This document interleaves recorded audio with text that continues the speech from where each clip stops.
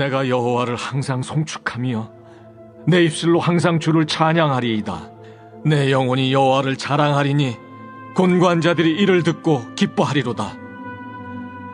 나와 함께 여호와를 광대하시다 하며 함께 그의 이름을 높이세. 내가 여호와께 간구하며 내게 응답하시고 내 모든 두려움에서 나를 건지셨도다. 그들이 주를 앙망하고 광채를 내었으니 그들의 얼굴은 부끄럽지 아니하리로다. 이 곤고한 자가 부르짖음에 여호와께서 들으시고 그의 모든 환난에서 구원하셨도다. 여호와의 천사가 주를 경외하는 자를 둘러 진치고 그들을 건지시는도다. 너희는 여호와의 선하심을 맛보아 알지어다. 그에게 피하는 자는 복이 있도다. 너희 성도들아, 여호와를 경외하라. 그를 경외하는 자에게는 부족함이 없도다. 젊은 사자는 궁핍하여 줄일지라도 여호와를 찾는 자는 모든 좋은 것에 부족함이 없으리로다. 너희 자녀들아, 와서 내 말을 들으라. 내가 여호와를 경외하는 법을 너희에게 가르치리로다. 생명을 사모하고 연수를 사랑하여 복받기를 원하는 사람이 누구뇨? 내 혀를 악에서 금하며 내 입술을 거짓말에서 금할지어다. 악을 버리고 선을 행하며 화평을 찾아 따를지어다. 여호와의 눈은 의인을 향하시고 그의 귀는 그들의 부르짖음에 기울이시는도다. 여호와의 얼굴은 악을 행하는 자를 향하사 그들의 자취를 땅에서 끊으려 하시는도다. 의인이 부르짖음에 여호와께서 들으시고 그들의 모든 환난에서 건지셨도다. 여호와는 마음이 상한 자를 가까이 하시고 충심으로 통회하는 자를 구원하시는도다. 의인은 고난이 많으나 여호와께서 그의 모든 고난에서 건지시는도다. 그의 모든 뼈를 보호하시며 그 중에서 하나도 꺾이지 아니하도다. 악이 악인을 죽일 것이라. 의인을 미워하는 자는 벌을 받으리로다. 여호와께서 그의 종들의 영혼을 속량하시나니 그에게 피하는 자는 다 벌을 받지 아니하리로다.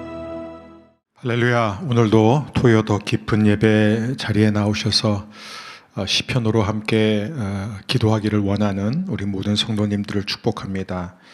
우리가 뉴스를 통해 계속 보고 있지만 확진자의 수가 매일 상상을 초월할 정도로 많은 사람들이 나오고 있습니다. 아마 우리 주위에도 많은 분들이 또 양성 반응이 있고, 또 우리 성도들 가운데서도, 우리 사역자들 가운데서도 누가 안 보인다 그러면 그냥 그를 위해 기도해 주시면 좋겠습니다. 우리 모두가 잘 코로나를 이겨내시고, 또 고비가 있지만 속히 우리의 일상이 곧 돌아오게 되기를 믿고 또 함께 기도하기를 바랍니다. 또 이제 우리 대선이 정말 얼마 남지 않았습니다. 우리가 더 깨어 이 한 주 동안 새벽 제단을 쌓으며 또 나라와 민족을 위해서 기도하고, 반드시 하나님이 선택한 하나님의 사람이 대통령으로 당선될 수 있도록 함께 기도해 주시길 바랍니다. 오늘 영혼의 사운드 트랙 34번째 노래 시편 34편입니다. 오늘 말씀의 제목은 주의 이름을 부르라. 우리 먼저 기도하고 이 귀한 시편을 함께 나누겠습니다. 주님, 오늘도 우리가 영혼의 노래를 부르기 위해 이 자리에 나왔습니다. 주님, 이 자리가 단지 말씀을 듣고 기도하는 자리가 아니라 하나님께 실제로 피하는 자리가 되게 하여 주옵소서. 예수님의 이름으로 기도합니다. 아멘. 우리나라에서 잘 알려진 R.A. 토레이 목사님은 많은 책들을 쓰셨죠. 특별히 성령 세례 받는 방법, 말씀의 영을 받는 방법, 기도의 영을 받는 방법 등 많은 책들을 쓰셨습니다. 이 R.A. 토레이 목사님이 시카고 무디 교회에 담임 목회를 하고 계실 때였습니다. 그때 LA에 있었던 한 모임에서 설교를 하다가 하나의 감동적인 이야기를 나누기 시작합니다. 오래전에 있었던, 즉 1860년에 있었던 사건이었는데, 이 미시간호 연안에서 얼마 떨어지지 않은 곳에서 이제 승객들을 가득 태운 한 배가 좌초가 됩니다. 그래서 이 비상 조난 요청을 받은 그 곳에서 가장 가까웠던 노스 웨스턴 대학교 학생들이 만들어냈던 구성했던 구조대가 있는데 그들이 급한 대로 구조팀을 조직해서 현장으로 갔습니다. 배가 이미 자초됐기 때문에 배 파편들이 여기저기 있었고 많은 사람들이 그 파편에 매달려 있는 채 살려달라고 외치고 있었죠. 그 구조대 가운데 한 젊은이였던 에드워드 스펜서는 옷을 벗어 던지고 세찬 물살을 헤치고 헤엄쳐 나가 난파된 이렇게 배 파편에 있었던 사람 한 사람을 구조합니다. 그리고 다시 돌아와서 다시 또 해변으로 옮긴 다음에 다시 또 이 무서운 파도에 뛰어들어서 그렇게 한 사람씩 17명의 생명을 구하게 되죠. 결국 그는 완전히 탈진해서 실신하게 되었고 그날 너무 무리했기 때문에 그의 몸은 다시는 회복되지 않았습니다. 학교에도 복귀를 할 수 없은 상태에서 그렇게 평생 불편한 몸으로 그의 인생을 운둔하면서 살아야 했습니다. 이 토레이 목사가 이러한 스펜서라는 젊은 청년의 이 엄청난 헌신에 대해서 막 얘기를 하고 있었는데요. 이미 그때는 40-50년이 흐른 뒤였어요. 그런데 그때 청중 속에서 한 남성이 목사님이 말씀하신 에드워드 스펜서가 지금 여기 와 있습니다 라고 큰 소리로 외쳤습니다. 그래서 토레이 목사님이 이 청년이 이제 청년이 아니죠. 이제는 할아버지죠. 스펜서를 초대합니다. 앞에 나와 이렇게 나누도록 인사하도록 초대합니다. 이 박수 갈채가 쏟아지는 가운데서 이제 백발의 노인이 된 스펜서는 천천히 이 계단에 오르게 되죠. 그때 이제 토레이 목사님은 그에게 질문합니다. 그때 가장 기억에 남는 게 무엇입니까? 그랬을 때 스펜서는 이렇게 말합니다. 목사님, 하나밖에 없습니다. 내가 구조해준 17명의 사람들 가운데 단 한 명도 내게 고맙다고 한 사람이 없었다는 점입니다. 이 다윗은 감사하지 않는 죄에 빠지지 않기 위해서 엄청 노력했습니다. 다윗은 계속되는 삶의 압박 속에서 점점 더 가중되어 가는 고통스러운 이 현실 속에서 너무 자주 절망이 찾아왔습니다. 살 희망조차 사라질 정도로 너무 힘들었죠. 우울하고 잠을 자지 못하고 온몸에 병이 들 정도였습니다.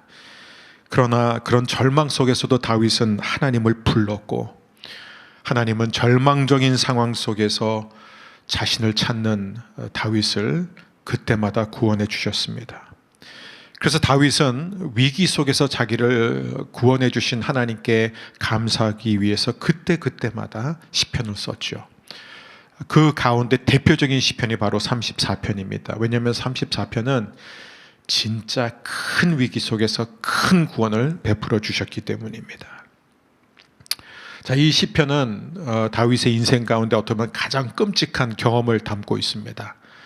여러분, 다윗이, 제가 종종 그런 얘기를 하는데 다윗이 오늘날 이런 그 연기 대상 후보자로 올라오면 분명히 이길 수 있을 정도로 연기를 잘했던 것 같아요. 왜냐하면 그가 블레셋 땅에 들어갔을 때 자신의 정체가 드러났잖아요. 그래서 그 블레셋 그 아비멜렉 앞에서 자신의 정체가 드러나자 결국 연기를 하잖아요. 그죠? 미친 척하면서 막 침을 흘려가면서 문에다가 가서 막 이건 정말 이건 단지 성령으로만 된 게 아니라 정말 살기 위해서 했던 연기였죠.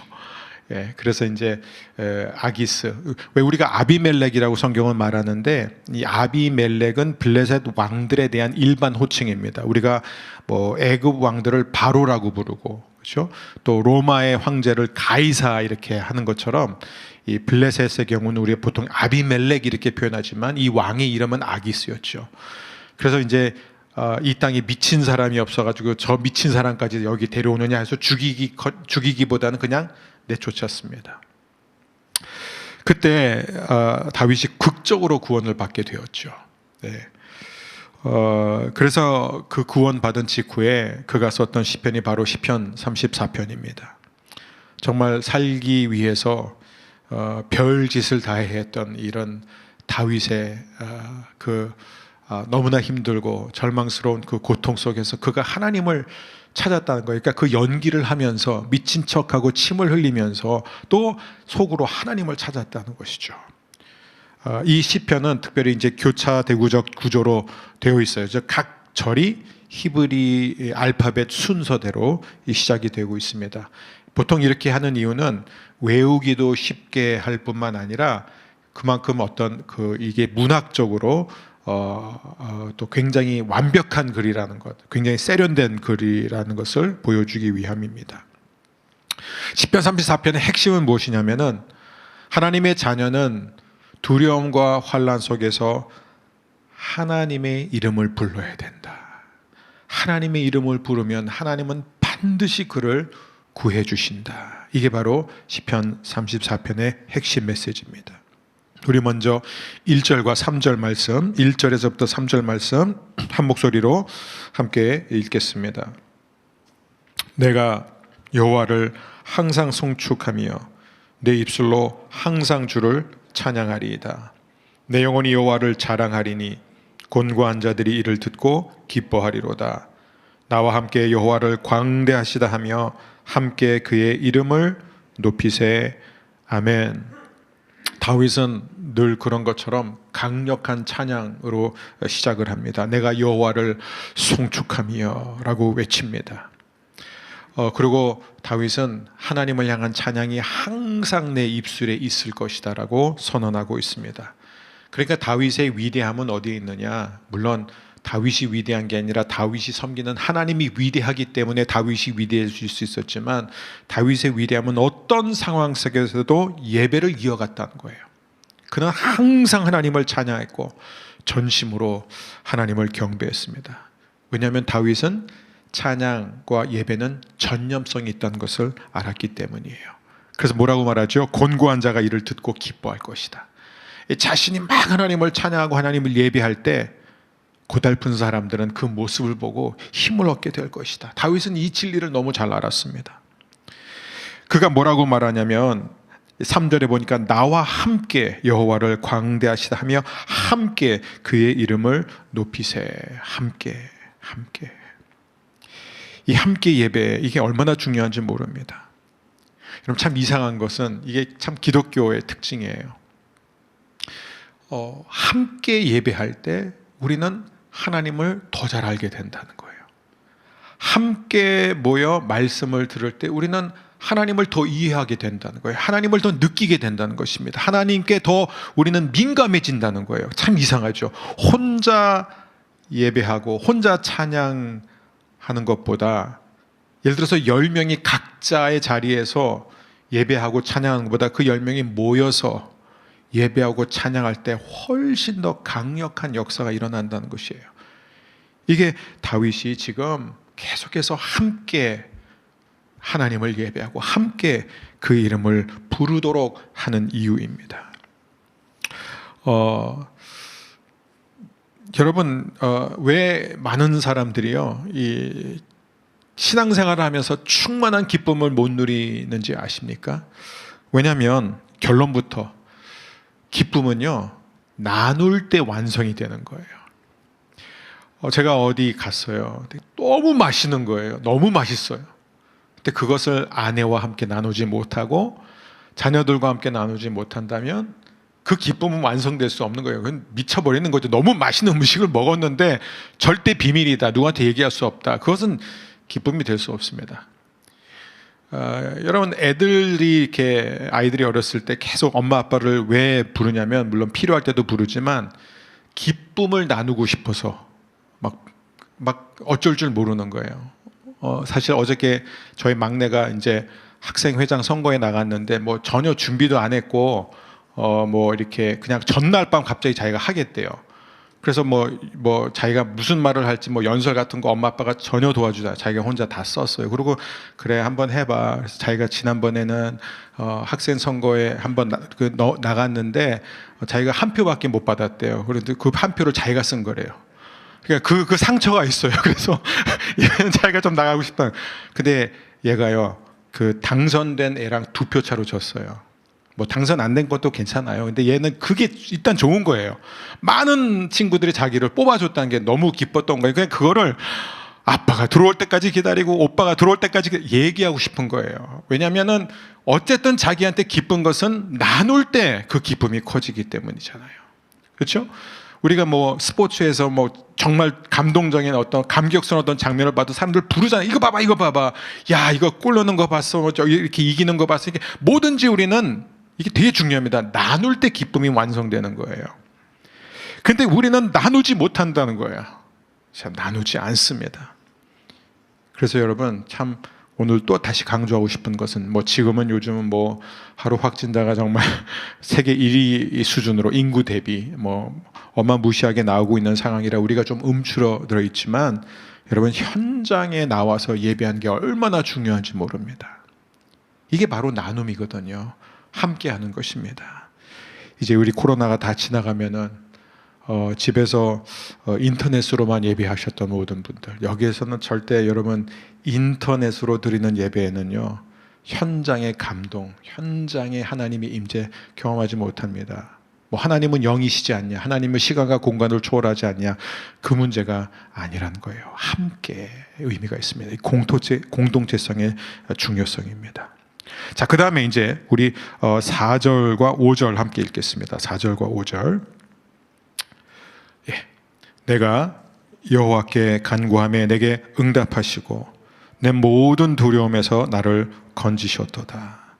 그들이 주를 앙망하고 광채를 내었으니 그들의 얼굴은 부끄럽지 아니하리로다. 자, 여호와께 여기서 굉장히 중요해요. 자기가 기도한 것과 하나님의 구원과의 연관성을 다윗은 너무 잘 알고 있어요. 그러니까 뭐 내가 기도했더니 하나님이 내게 응답하셨다. 그리고 그 응답은 뭐냐면은 나를 이 모든 어려움과 문제와 위기와 아픔 속에서 건져줬다는 게 아니라 나를 두려움에서 건져줬다는 거예요. 항상 그게 먼저예요.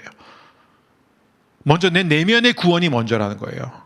상황은 여전히 힘들지만, 현실은 여전히 어둡지만, 그러나 먼저 그분은 내 모든 두려움에서 나를 건져주셨다. 오늘도 하나님께서 여러분 모두를, 오늘 이 자리에서 우리 모두를 모든 두려움과 불안함에서 건져주실 줄 믿습니다. 6절 7절 함께 읽습니다. 이 곤고한 자가 부르짖음에 여호와께서 들으시고 그의 모든 환난에서 구원하셨도다. 여호와의 천사가 주를 경외하는 자를 둘러 진치고 그들을 건지시는 도다. 자, 다윗은 자신을 뭐라고 표현하냐면은 곤고한 자라고 표현하고 있습니다. 곤고한 자. 그리고 여기서 그 곤고한 자를 하나님이 어떻게 환난에서 건져주시냐면 주를 경외하는 자를 둘러 진치고 저희를 건져주신다. 그러니까 하나님께서 그를 완전히 천군 천사들로 애워싸고 있음을 다윗이 지금 경험하고 있는 것입니다. 근데 우리 8절에서부터 10절 함께 읽겠습니다. 8절에서부터 10절입니다. 너희는 여호와의 선하심을 맛보아 알지어다. 그에게 피하는 자는 복이 있도다.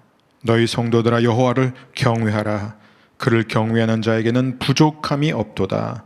젊은 사자는 궁핍하여 줄일지라도 여호와를 찾는 자는 모든 좋은 것에 부족함이 없으리로다. 아멘.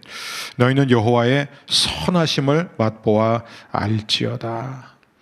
여기서 이 다윗은 여호와의 선하심을 믿으라라고 하지 않습니다. 맛보라고 하고 있습니다. 이거 굉장히 중요합니다. 여러분 꿀이 있잖아요. 이렇게 이제 주의 말씀은 꿀과 송이꿀보다 달다라는 시편 119편 말씀하잖아요. 그러니까 꿀을 한번 예를 들면 꿀을 한 번도 먹은 적이 없는 사람한테 이 꿀이 얼마나 단지 알아? 아무리 설명해도 소용없습니다. 심지어 야 이거 봐라 하고 어떤 애기한테 이 꿀을 입에다 넣어주는 거예요. 아 하고 이 아이가 꿀을 먹자마자 뭐 눈이 동그래지고 막 흥분하고 막 너무 좋아하는 그 모습을 보여줘도 소용없어요. 꿀을 안 먹어본 사람한테는 꿀이 달다는 거는 알겠지만 그걸 믿을 수도 있어요. 근데 본인이 한 번도 맛본 적이 없다는 거예요.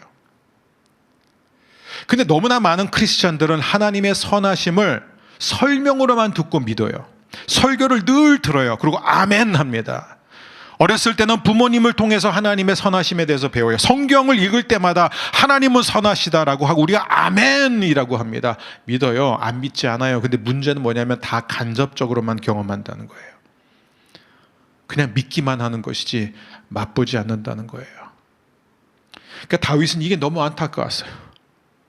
그러니까 다윗이 사람들한테 맛봐라, 하나님의 선하심을 맛먹어라 이거예요. 맛보지 않으면 알 수 없다. 믿어서 되는 게 아니라 경험해야 된다. 자, 그러면 우리는 어떻게 하나님의 선하심을 맛볼 수 있느냐? 여기서 다윗이 얘기하고자 하는 것은 굉장히 간단한 것입니다. 실제로 내가 두려운 상황이 왔을 때, 곤고하고 힘든 현실에 있을 때 하나님께 피하면은 하나님의 선하심을 맛본다는 거예요. 근데 뭐냐면 하나님께 안 피한다는 거죠. 하나님께 피한다고 말을 하고 하나님께 피하는 척은 하지만 실제로 하나님께 피하지 않기 때문에 하나님의 선하심을 맛보지 않는다는 것입니다. 다윗은 분명히 얘기합니다. 하나님께 피하는 자만이 하나님의 선하심을 맛볼 수 있다. 전 여러분 모두가 여기 보세요. 8절에서 10절을 보면은 이 지금 계속 명령으로 이 백성들에게 명령으로 하나님을 신뢰하라고 하면서 어떤 동사들을 쓰냐면 8절 맛보라, 9절 경외하라, 11절 오라, 13절 금하라, 14절 버리라, 14절 행하라, 14절 찾으라, 14절 따르라. 그게 뭐냐면은 모든 것이 어디서 시작되냐면은 맛보는 데서 시작하는 거예요. 하나님의 선하심을 맛보는 사람은 누가 시키지 않아도 하나님을 경외하게 되고 하나님께 가게 되고 하나님이 원하지 않는 것은 안 하게 되고 하나님이 기뻐하지 않는 건 버리게 되고 하나님의 뜻을 행하게 되고 하나님을 찾게 되고 하나님을 따르게 되고 이게 어디서 시작되냐? 하나님의 선하심을 맛보는 사람만 이게 가능하다는 거예요. 저는 여러분 모두가 날마다 하나님의 선하심을 전해 듣는 사람이 아니라 하나님의 선하심을 실제로 맛보게 되기를 주 이름으로 축복합니다. 우리 11절에서 14절입니다. 너희 자녀들아 와서 내 말을 들으라. 내가 여호와를 경외하는 법을 너에게 가르치리로다. 생명을 사모하고 연수를 사랑하여 복받기를 원하는 사람이 누구뇨? 내 혀를 악에서 금하며 내 입술을 거짓말에서 금할지어다. 악을 버리고 선을 행하며 화평을 찾아 따를지어다. 자, 다윗은 이제 아버지의 심정으로 지혜로운 선생님의 마음으로 작은 자들아, 소자들아, 자녀들아 와서 내게 좀 배우라라고 말합니다. 그러니까 뭐냐면 이걸 계속해서 거듭거듭 가르치고자 하는 거예요. 어떻게 하면 우리가 여호와의 선하심을 맛볼 수 있느냐?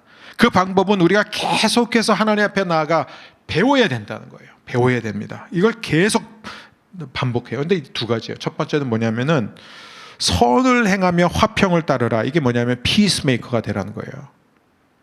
하나님의 자녀들의 특징은 무엇이냐? 어디를 가든지 화해시키고 하나 되게 하는, 그게 성도의 역할이라는 것입니다. 자, 그 반대가 무엇인 줄 아세요? 그 반대가 뭐냐면 악이에요. 그 악이 뭐냐? 악을 버려라. 그러면서 특별히 여기서 다윗이 말하고 있는 게 뭐냐면은 13절을 보게 되면 내 혀를 악에서 금하며 내 입술을 거짓말에서 금할지어다. 그러니까 괴사한 말 하지 말라는 것입니다. 이게 우리가 누구인가에 대해서 부정적으로 말하고 그게 팩트를 할지라도 제가 계속 그걸 강조하는 겁니다. 부정적인 말을 습관처럼 하는 사람들이 있어요. 항상. 그렇죠? 험담하고 문제점 말하고 이런 사람들은 뭐냐면 그가 하는 말이 그에게 독이 될 거다 이거예요. 지금 그 얘기를 하는 거예요. 그래서 결국 그 사람은 오래 살 수 없다. 오직하면 다윗이 이런 표현을 씁니까? 생명을 사모하느냐? 연수를 사랑하느냐? 복받기를 원하는 사람이 누구냐? 정말 내가 내 인생을 가치 있게 아름답게 풍성하게 오래오래 살고 싶으면 허물을 덮고 화평을 이루는 삶을 살아야지 문제를 자꾸 지적하고 만들어내고 들춰내고 내가 문제 해결자로 나서겠다라고 하면서 부정적인 말을 하면서 살지 말라는 것입니다. 그것은 다른 사람을 해치기 전에 자기 자신을 해치는 일이기 때문에 그렇습니다. 여러분, 이 결론은 이거예요. 11절과 14절의 이 말씀의 핵심이 이것입니다. 하나님을 진짜로 두려워하게 되면 세상의 어떤 것도 두려워하지 않게 된다. 하지만 하나님을 두려워하지 않으면 세상에 있는 모든 것을 두려워할 수밖에 없다는 것입니다. 그러면 어떤 사람이 하나님을 두려워하는 사람이냐? 하나님을 두려워하는 마음을 가진 사람이 두려운 사람이 아니라, 그것도 포함이지만 태도를 말하는 게 아니에요. 여기서는 순종을 말하고 있습니다. 행함이 있어야 된다는 거예요. 하나님을 두려워하는 사람은 반드시 행동으로 나타나야 되는데, 그게 뭐냐? 입이에요, 입. 내가 얼마큼 사람을 살리는 말을 하느냐, 아니면은 사람과 공동체를 깎아내리는 말을 하느냐. 저는 여러분 모두가 생명과 사람을 살리는 그런 언어의 소유자가 되기를 주의 이름으로 축복합니다. 자, 우리 15절 16절 함께 읽겠습니다. 15절 16절입니다. 여호와의 눈은 의인을 향하시고 그의 귀는 그들의 부르짖음에 기울이시는도다. 여호와의 얼굴은 악을 행하는 자를 향하사 그들의 자취를 땅에서 끊으려 하시는도다. 여호와의 눈과 귀가 누구를 의인을 향하신다. 여기서 이 의인은 이 차디크라는 이 히브리어는 이 뜻이에요. 시편에서 항상 일관된 뜻을 갖고 있는데, 여호와를 의지하는 자예요. 그러니까 누가 의인이라고요? 하나님을 의지하는 자, 하나님께 피하는 자. 왜 그 사람이 의인인 줄 아세요? 하나님과의 관계 안에서 올바른 위치를 갖고 있기 때문이에요. 여러분, 우리는 과연 하나님과의 관계에서 올바른 위치에 있습니까? 그게 중요합니다. 그래서 이 의인을 이렇게 4번이나 언급하고 있습니다. 그래서 우리가 하나님만 의지할 때는 어떻게 되냐? 하나님의 이름을 부르면 하나님이 반드시 응답해 주신다. 근데 하나님을 의지하지 않는 상태에서 주여라고 부르면 하나님은 도와주시지 않습니다. 자, 하나님을 의지하지 않는 사람은 어떻게 되냐? 자취가 땅에서 끊어지게 될 것이다. 이게 무시무시한 말이죠. 자, 17절과 18절 함께 읽습니다. 17절 18절. 의인이 부르짖음에 여호와께서 들으시고 그들의 모든 환난에서 건지셨도다. 여호와는 마음이 상한 자를 가까이 하시고 충심으로 통회하는 자를 구원하시는도다. 의인이 부르짖음에 여호와께서 들으시고 그들의 모든 환난에서 건지셨도다. 여러분, 의인, 하나님을 의지하는 사람은 이 땅에 사는 동안에 고난이 있을까요, 없을까요? 있습니다. 그렇죠? 근데 하나님을 많이 의지하는 사람은 고난이 적게 있을까요? 아니에요. 많다는 거예요. 다윗은 지금 그걸 보여주고 있어요. 자신의 삶을 얘기하고 있습니다. 그래서 모든 고난에서, 이게 뭐냐면 너무 고난이 많다는 거예요. 하나님의 뜻대로 사는 사람, 하나님을 의지하면 내가 고난에서 면제된다, 아니라는 거예요. 온갖 고난이 온다는 것입니다. 그게 다윗의 삶이었고 대표적으로 예수님의 삶이었어요. 전적으로 아버지를 의지하셨지만 고난이 그를 덮쳤습니다. 근데 차이점 뭐냐? 여러분, 믿는 자도 고난을 겪고 믿지 않는 사람도 고난을 겪습니다. 다 문제를 만나요. 근데 차이점이 하나 있어요. 믿는 사람은 피할 곳이 있고 믿지 않는 사람은 피할 곳이 없다는 거예요. 그게 결정적인 차이예요. 믿는 사람에게는 문제를 해결해 주시는 분이 계시지만 믿지 않는 사람에게는 문제를 해결해 줄 자가 없습니다. 실제로 C.S. 루이스는 이런 말을 합니다. 1900년 동안, 그는 이제 그 시대 사람이 1900년 동안 인간이 용기가 필요하여 주 예수님 저를 도와주세요라고 외칠 때마다 중대한 일이 일어났다. 이건 맞는 말이에요. 주여 나를 도와주세요. 외칠 때마다 그의 삶과 그 나라, 그 민족에 중대한 일들이 일어났다는 것입니다. 우리 19절에서부터 21절까지 말씀 함께 읽습니다. 의인은 고난이 많으나 여호와께서 그의 모든 고난에서 건지시는도다. 그의 모든 뼈를 보호하시며 그 중에서 하나도 꺾이지 아니하리도다. 악이 악인을 죽일 것이라. 의인을 미워하는 자는 벌을 받으리로다. 여호와께서 그 모든 고난에서 그를 건져주신다. 특별히 여기서 이제 그 모든 뼈라는 이 표현이에요. 뼈가 꺾이지 않도록 보호해 주신다. 이게 무슨 얘기냐면 뼈는 그의 전 존재를 가리킵니다. 전 존재예요. 그러니까는 영원한 영원한 그의 그 생명을 우리가 봐야 돼. 예수님이 뼈가 꺾이지 않으셨지만 육신적으로는 죽으셨습니까? 죽으셨어요. 안 죽는다는 얘기가 아닙니다.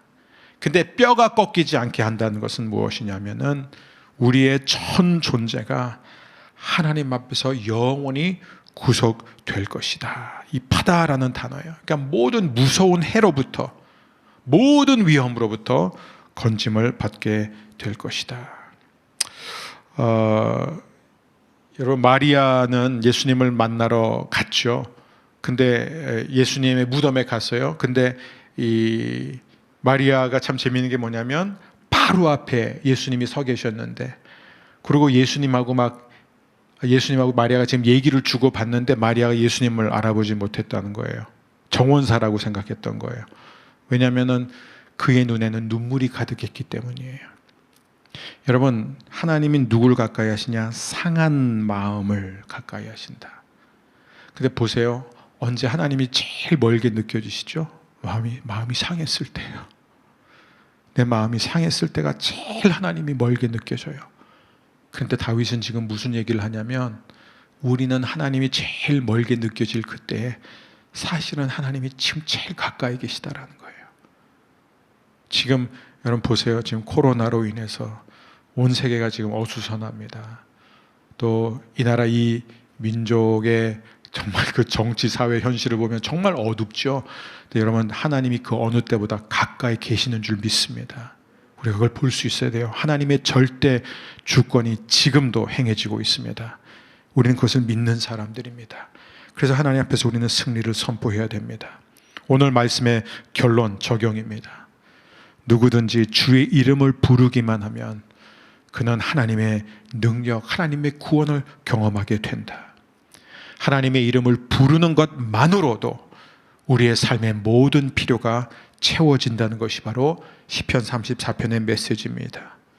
따라서 저와 여러분 모두가 오늘도 주의 이름을 부르게 되기를 바랍니다. 우리 18절의 말씀대로 여호와는 마음이 상한 자를 가까이 하신다. 여러분, 이 진리를 기억하십시오. 항상 우리와 함께 하십니다. 그리고 하나 더 7절, 주를 경외하는 자를 둘러 진치신다. 하나님은 우리가 가장 하나님을 필요한 순간에 가장 가까이 계십니다.